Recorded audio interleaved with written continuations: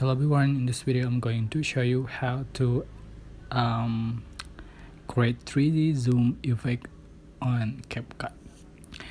So there's a lot we can do with CapCut to just edit our videos, and one of them with amazing effect available in CapCut, that's 3D zoom effect.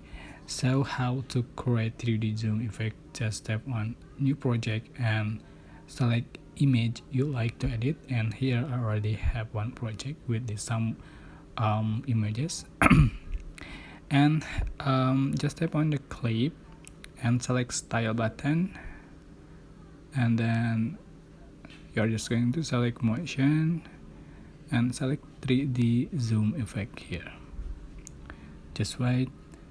So this effect can only be used for photos, and just click check marks, and here we go.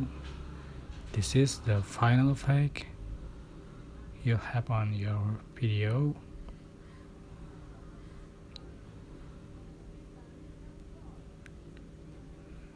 So you can add for the another clip.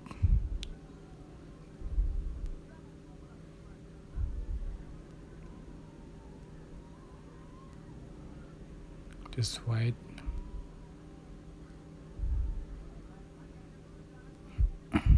Tick marks.